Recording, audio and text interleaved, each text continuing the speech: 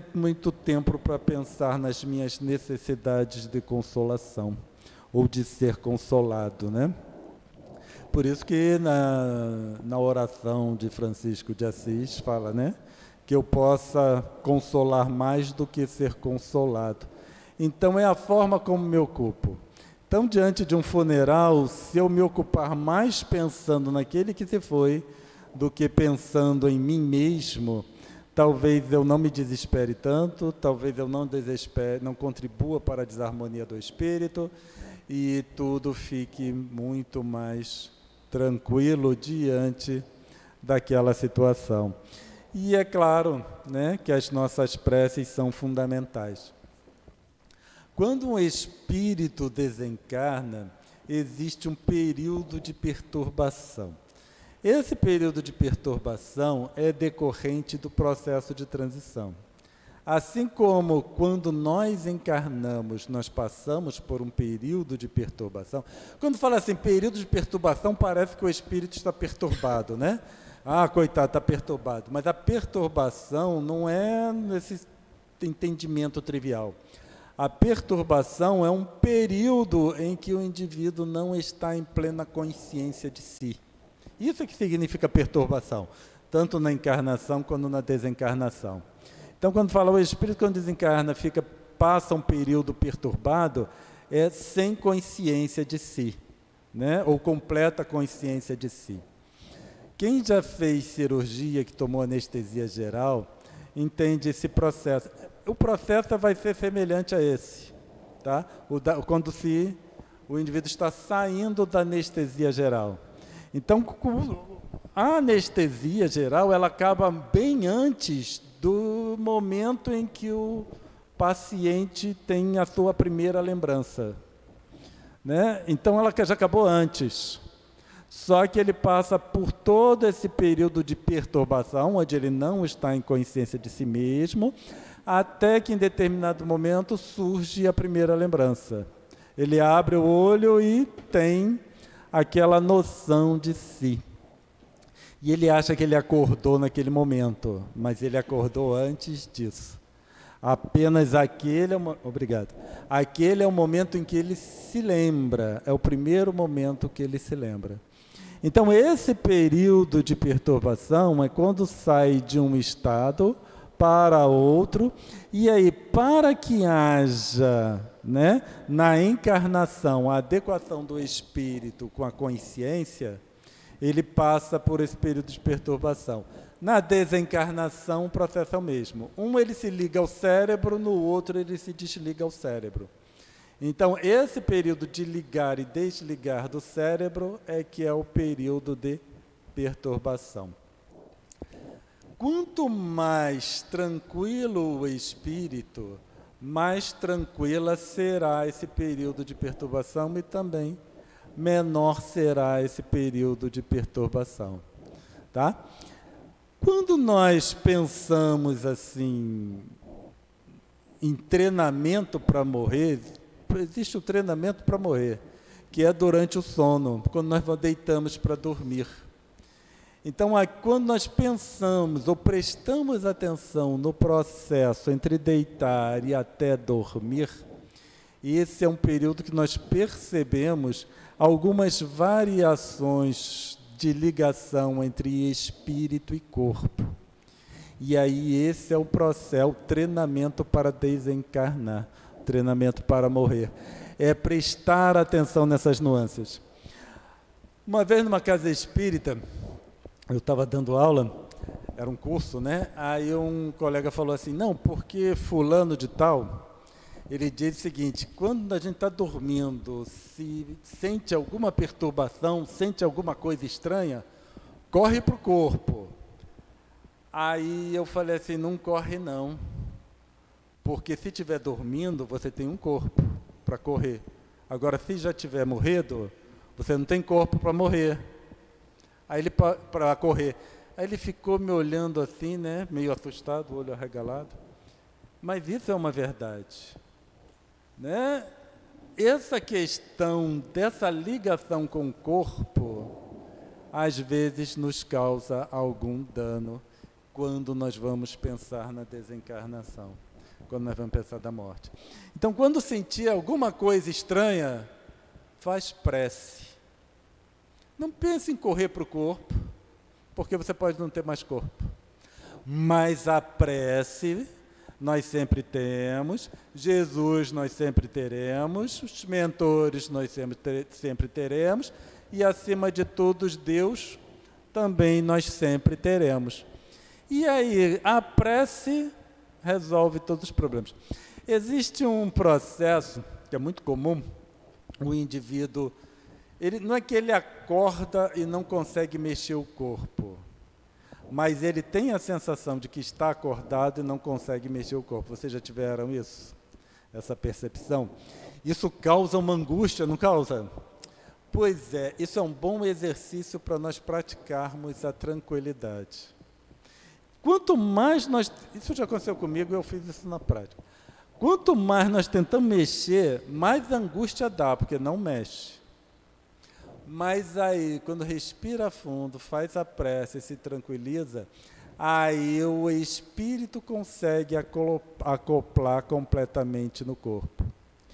Essas situações, elas ocorrem porque o espírito já entrou em ligação com a parte da consciência que está relacionada ao cérebro, mas ainda não fez o acoplamento completo de todas as estruturas.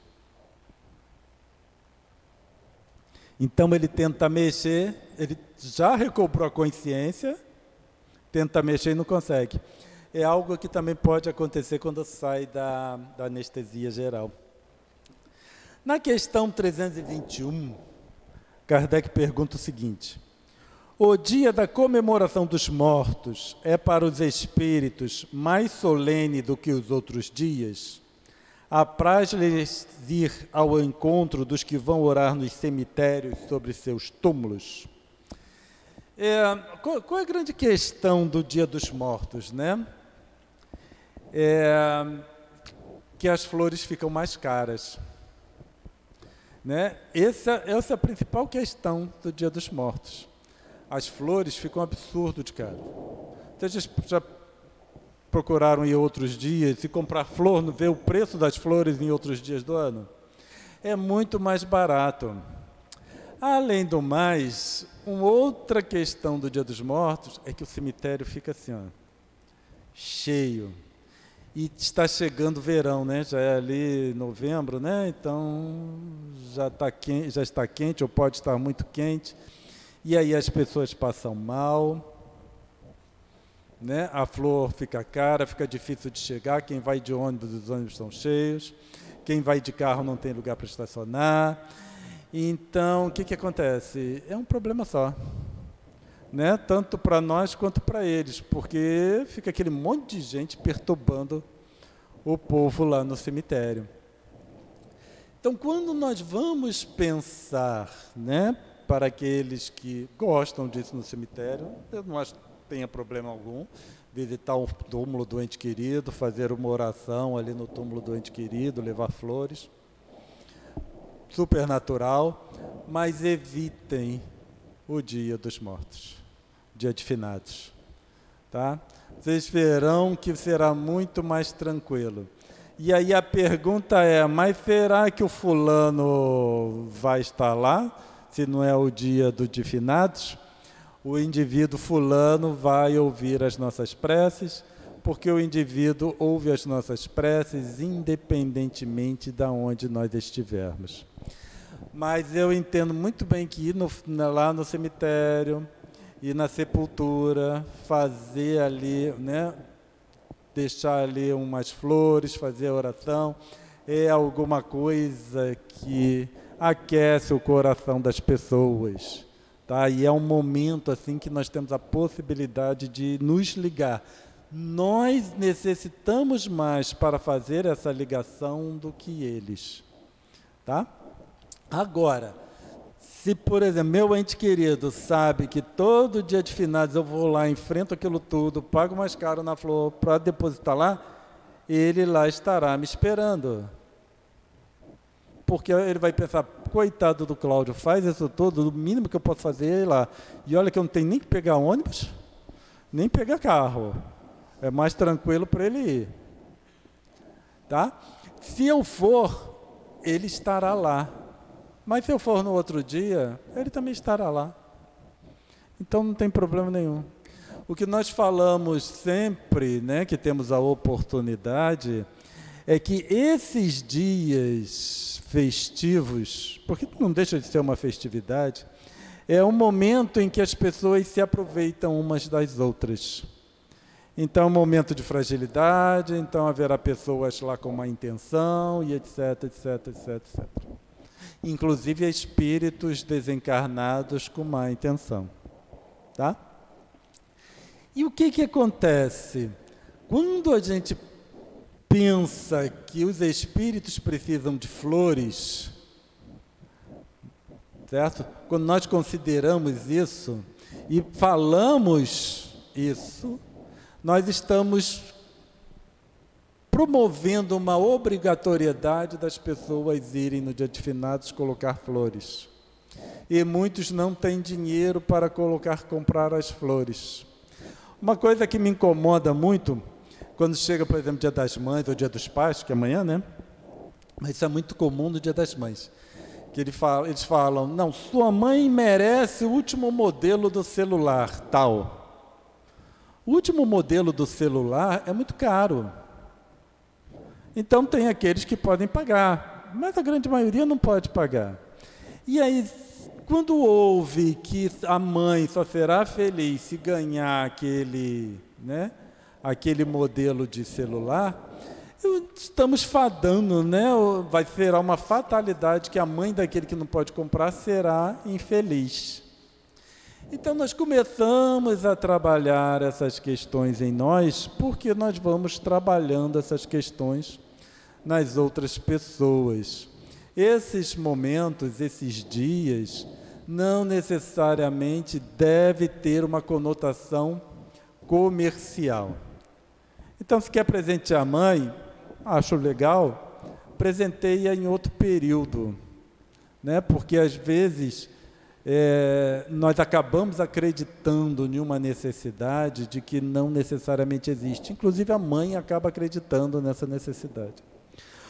Uma vez nós estávamos fazendo uma palestra para o pessoal da comunidade, e aí na comunidade às vezes eu faço coisas mais práticas, né? Eu vejo assim o preço da cerveja e vejo quanto de arroz se consegue comprar com, né, com uma garrafa de cerveja, quanto de feijão, quanto de pão você consegue comprar para levar para casa. E aí, se você vai tomar uma cerveja no bar com os amigos e você pega aquele dinheiro, compra um pão, né, um queijo, uma coisa e leva para casa, então vê as crianças, os filhos, a esposa, o marido, aquele momento vai ser muito mais prazeroso, né, fazendo uma refeição, um lanche ali com os filhos e com a família, do que nos momentos no bar com os amigos. Aí eu falei assim, é claro que a maioria é mulher, né? Na comunidade assim, a presença maciça de mulheres com alguns homens assim, pingados. Aí eu falei assim, vocês acreditam o quê? Que aquelas mulheres do comercial cerveja têm aquele corpo bebendo cerveja? Foi uma pergunta retórica.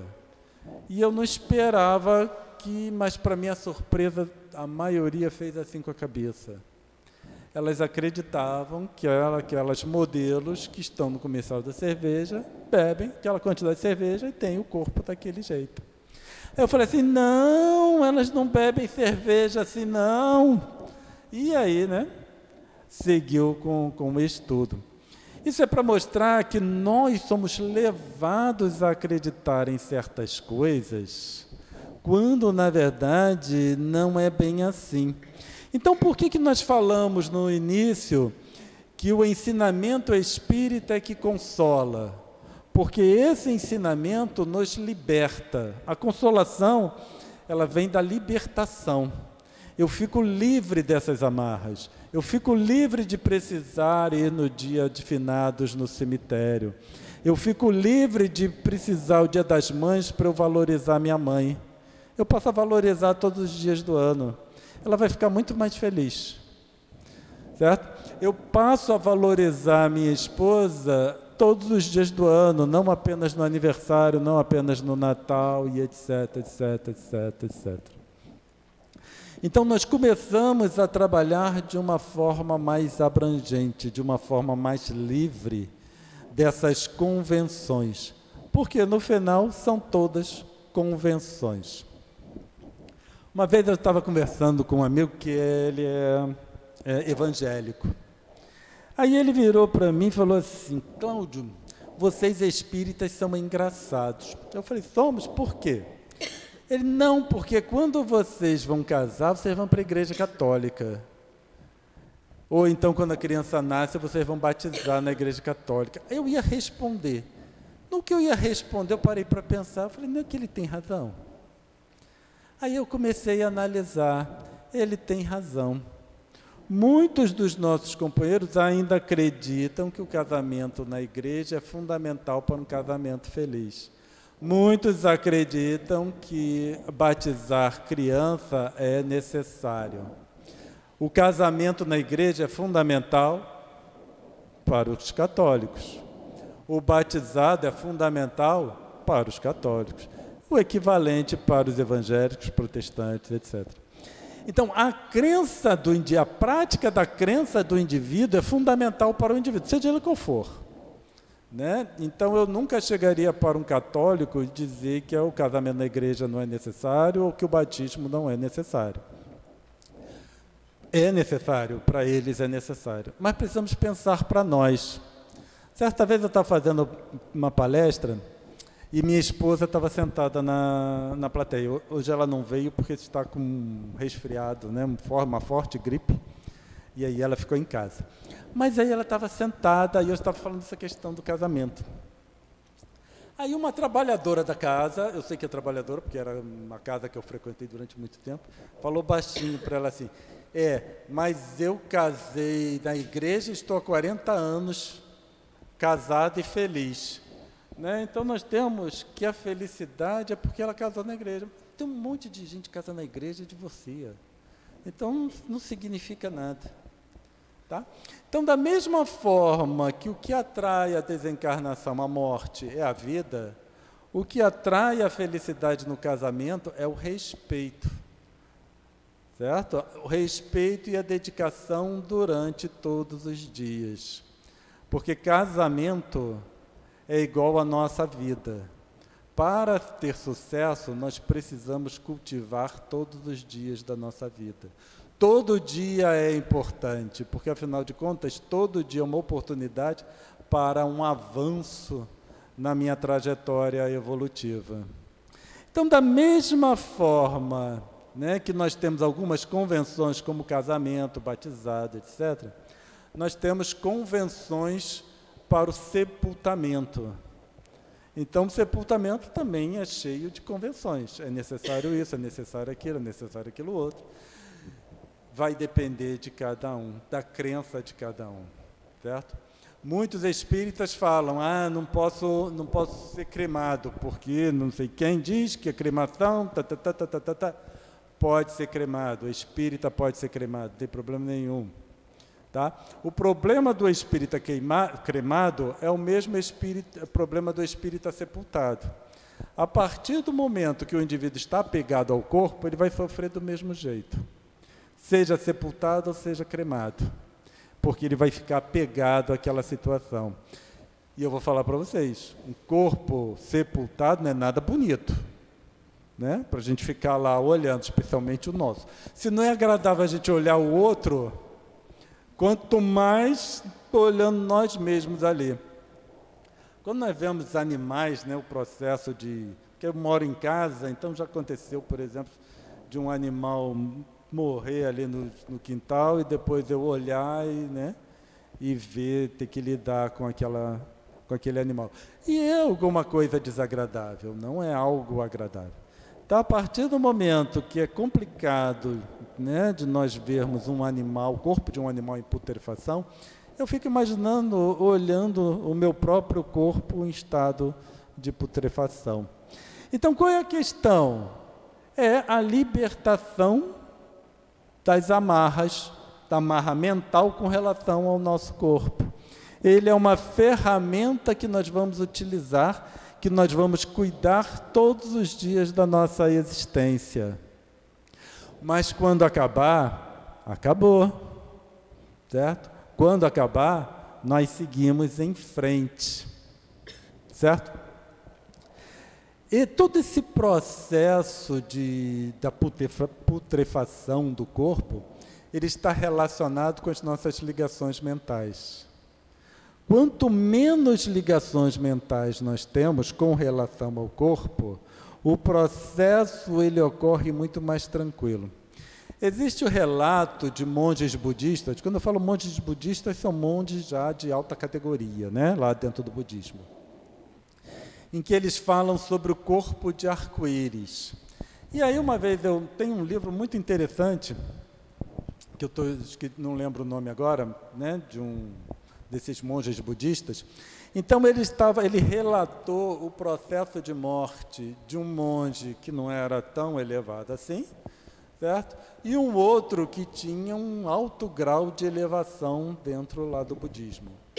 Então disse que um foi sofrido vários dias, aquele processo, coisa e tal, depois aquele sofrimento, depois ele desencarnou e o corpo, né, passou por um processo lá de decomposição. E o outro, que era elevado, diz que um dia ele chegou, se despediu da esposa, porque lá, né, eles casam, se despediu da esposa, ele se retirou para desencarnar. Olha que maravilha! Né? Então ele se retirou para um lugar, entrou em estado de meditação e ali desencarnou. E esse estado é o que eles chamam de corpo de arco-íris. Segundo eles dizem, nunca vi, posso constatar, mas o corpo se desfaz em luz. Então o corpo não entra naquele processo de putrefação. O corpo entra né, se desfaz na forma de luz. E esse é um processo comum e existem vários relatos como esse na literatura budista. Aí na questão, porque eu li a pergunta, mas não li a resposta, da 321, né? Da 321, com relação ao dia de finados. Os espíritos respondem: os espíritos acodem nesse dia ao chamado dos que da terra lhe dirigem seus pensamentos, como fazem noutro dia qualquer. Então, em qualquer dia do ano, a partir do momento que nós elevemos nossa mente em prece, em oração para aquele que desencarnou, ele vai perceber isso e ele estará ali recebendo as nossas preces. Assim como nossas mães, qualquer dia do ano que nós cheguemos, né, que vamos fazer um carinho, dar uma atenção, ela vai estar ali feliz em nos receber. Mas, de qualquer forma, Kardec continua perguntando, que é na 321A. Mas o dia de finados é para eles um dia especial de reunião junto de suas sepulturas? E os espíritos respondem: nesse dia, em maior número se reúnem nos cemitérios, porque então também é maior em tais lugares o das pessoas que o chamam pelo pensamento. Então, no dia de finados, tem uma grande quantidade de espíritos desencarnados lá, porque tem uma grande quantidade de encarnados, chamando por eles em oração, alguns em oração tranquila, outros estão chamando realmente, e por isso que nesses dias tem muitos desencarnados lá. Outros dias, como tem menos pessoas, também haverá menos espíritos desencarnados. Durante muito tempo, nós trabalhamos no atendimento a irmãos desencarnados, em estado de perturbação, né? E ali a gente aprende muito. Ali é um tipo de trabalho que o encarnado aprende muito, né? Que são através dos desencarnados. Várias vezes, nós, né, lemos o nome lá do encarnado, aí um espírito se manifesta e começamos a conversar. O problema do encarnado do desencarnado, é que o encarnado não deixava ele partir. Nós tivemos muitas reclamações de desencarnados em decorrência do apego dos encarnados. Então ficava aquele pensamento, né, constante, chamando pelo indivíduo e falando, conversando com o indivíduo que desencarnou e etc. E aí o espírito não conseguia ir embora. E aí ele estava ali pedindo auxílio. O espírito, que a princípio nós chamamos de obsessor, comumente nós chamamos de obsessor, ele que era o obsidiado. Então ele veio ali pedir nosso auxílio para se libertar do encarnado. Porque o encarnado não deixa o indivíduo seguir. Certo? Então nas nossas preces, nós vamos fazer essas preces tranquilas, para eles estarem bem. Não é reclamando o quanto a gente sente falta, o quanto está ruim sem eles. A gente sente falta, nós vamos sentir falta. Não tem como não sentir falta. Mas é aquela falta carinhosa, não aquela falta em desespero, com apego. E aí nós vemos, muitas vezes, o quanto nós fazemos mal para os espíritos desencarnados. Porque nós fazemos muita distinção, né, entre encarnados e desencarnados. É como se fossem nós e eles. Não é nós e eles. Somos nós. Porque nós somos espíritos também. Então é a relação entre espíritos. No final é a relação entre espíritos. Não é entre encarnado e desencarnado. É a relação entre espíritos. Se aquele desencarnado pode ser meu obsessor, eu, encarnado, posso ser o obsessor daquele espírito. Ponto. E aí a gente começa a pensar, eu sou obsessor de quem? A gente se preocupa muito com os obsessores. Nós vemos casos de espíritos, é sempre uma preocupação com o obsessor. Mas eu sou obsessor de quem? Né? Isso é uma avaliação que eu preciso fazer. Eu sou obsessor de quem? A quem eu obsidio de alguma forma ou de outra? Porque pode ser colega de trabalho, pode ser um familiar, pode ser um filho, pode ser uma mãe, pode ser um pai. Então, nós temos processos obsessivos dos mais variados. Mas, em geral, nós pensamos nos desencarnados. Mas nós, encarnados, também somos uma fonte de problemas para os desencarnados. E aí, se a gente deseja não ser um problema para os desencarnados, nós vamos trabalhar pela nossa própria desencarnação, né? Trabalhar pela desencarnação não é que vamos acelerar, não, mas vamos trabalhar para estarmos numa condição amena, tanto no processo em si, quanto no pós-morte, sem correr para o corpo. Na 322, Kardec pergunta, e os esquecidos, cujos túmulos ninguém vai visitar, também lá, não obstante, comparecem e sentem algum pesar por verem que nenhum amigo se lembra deles? Aí os espíritos respondem, que lhes importa a terra? Certo? Que importa aos desencarnados a terra? Só pelo coração nos achamos a ela presos. Desde que aí ninguém mais lhe vota afeição, nada mais prende esse planeta o espírito que tem para si o universo inteiro. Então, isso aqui é um ensinamento muito importante deles para nós. É não sermos orgulhosos. Porque aquilo, né? Ninguém lembra de mim, né? Aí a gente fica aquele triste.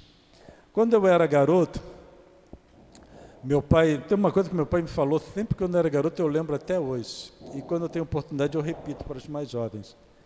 Ele falava, tanto para mim quanto para os meus irmãos, assim, meus filhos, quando vocês começarem a trabalhar, não faltem o trabalho, para eles não perceberem que vocês não fazem falta.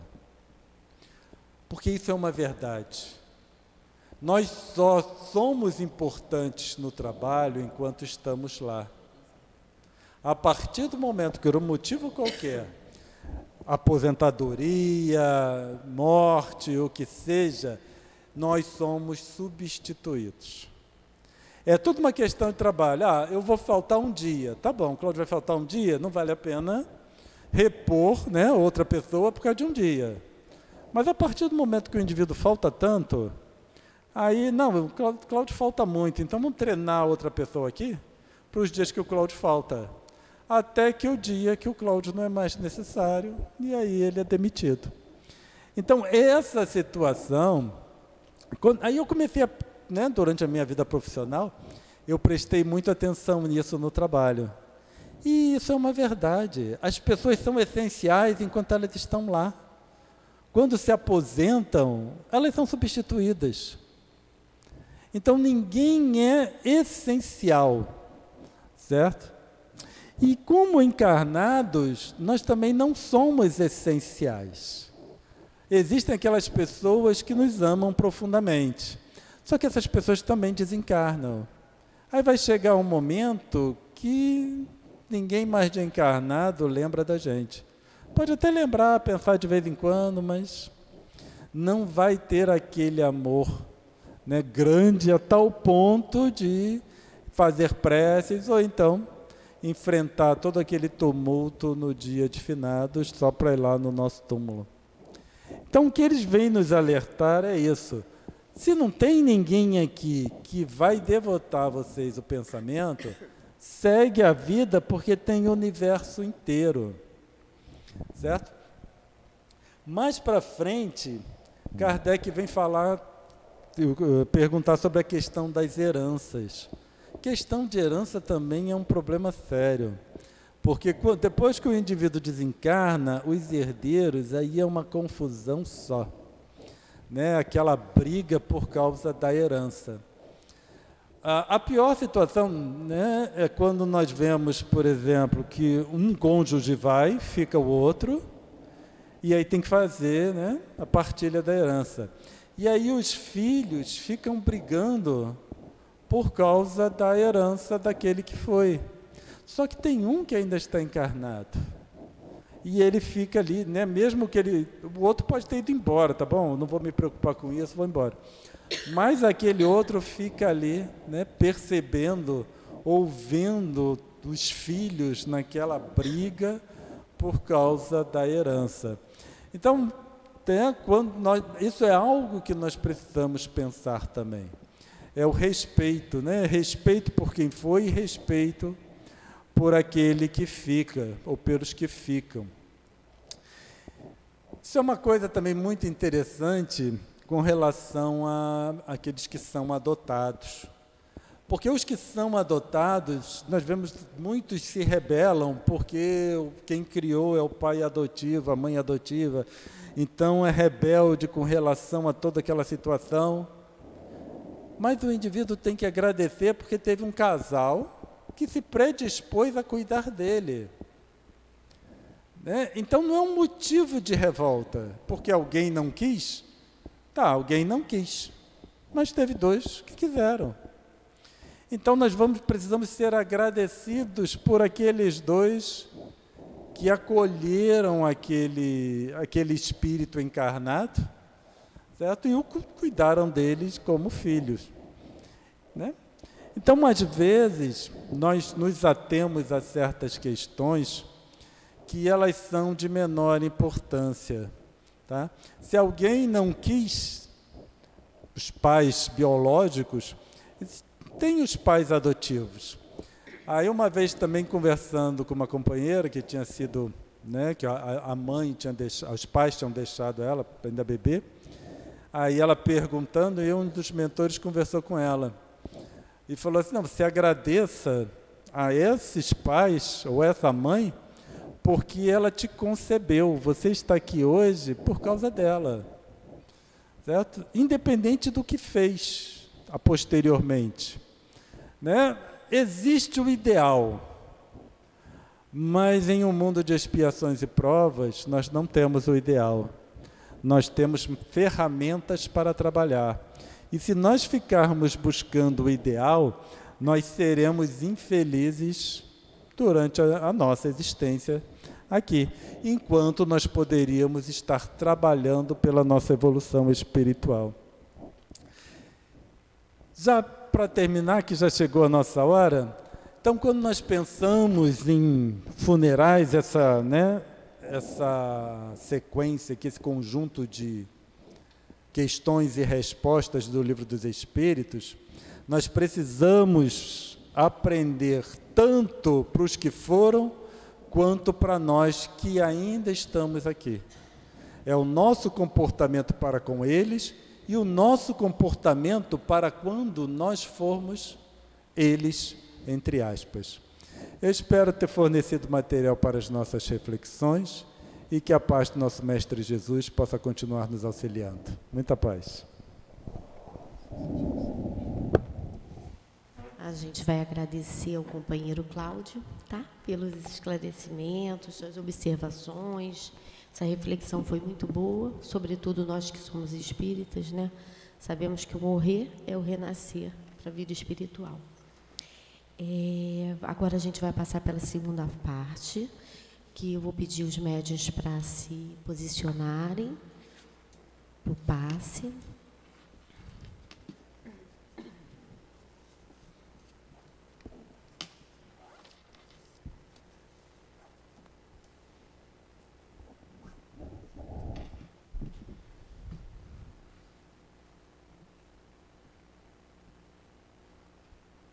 E agora vamos manter o nosso pensamento, nossa vibração, essa ligação com os espíritos superiores, a espiritualidade amiga, os mentores da casa, e pedir ao nosso Pai e essa espiritualidade que mobilize os melhores fluidos para que cada um aqui receba aquilo que necessite nesse momento. E assim a gente possa dar por iniciado o trabalho dos passes no momento de hoje. Graças a Deus.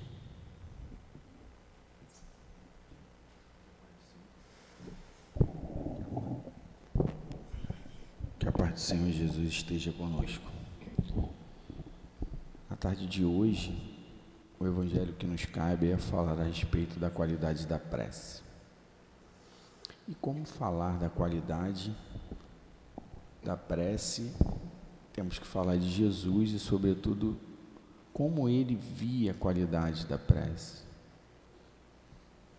Através da simplicidade, através da palavra sincera, através do sentimento puro, direcionado a Deus. Muitas vezes entendemos erroneamente que a melhor prece é aquela feita em um lugar mais bonito, mais bem posto, coberto com as melhores roupas, com gravações, hoje em dia mais provavelmente postada na internet, e com palavras belas, rebuscadas, de quem com muito estudo consegue proferir palavras nobres. E ao contrário, né? Jesus só quer que a gente chegue a Deus através de um coração puro e sincero. Muito provavelmente, um pedido de socorro, uma palavra de amor, quando direcionamos a prece para outros e quando falamos de nós mesmos com muita sinceridade no coração, com simplicidade, em lugar que possivelmente esteja só a gente, enfim. Esse momento, e o momento do passe, é um momento de prece. Como fazemos para alcançar a Deus? Recolhemos dentro de nós mesmos, pensamos em Jesus, pensamos em todo o seu aprendizado, pensamos como Deus pode nos ajudar e pedimos aquilo que viemos pedir. Dobramos mentalmente na frente do Mestre para abrir nosso coração. Melhor que estejamos quites com qualquer tipo de sentimento em relação aos outros. Isso fica claro também. Porque se eu me ponho diante do Mestre Jesus e diante de Deus para pedir socorro e pedir perdão por tudo que fiz, que eu já tenha perdoado a outros. Ou que pelo menos essa prece seja para que me ajude nesse processo de emitir o perdão. Precisamos, como espíritas, entender a prece espírita. A prece espírita sai do espírito para Deus. Pode passar pelos nossos guias espirituais, por Jesus, e passará, mas com sentimento da fé estabelecida através dessa relação de conhecimento, de uma fé constituída do nosso estudo, e não daquela fé cega que vivemos por tanto tempo. Então, que seja em nome do Senhor Jesus. Assim seja.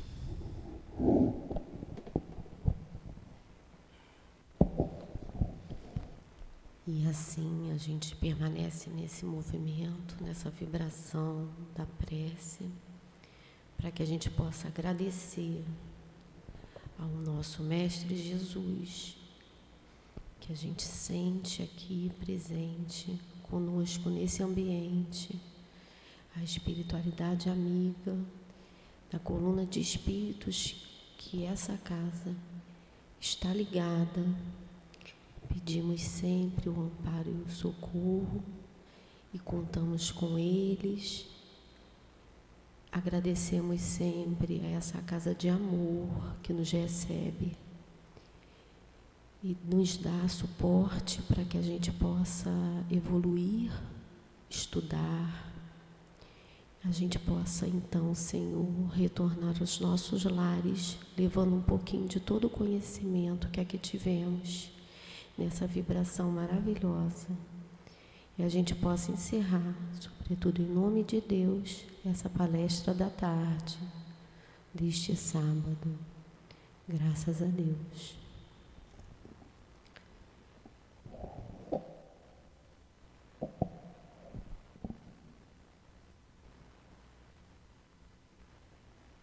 CEAP, Centro Espírita Altivo Panfiro. Uma casa de amor. Lembrando que quem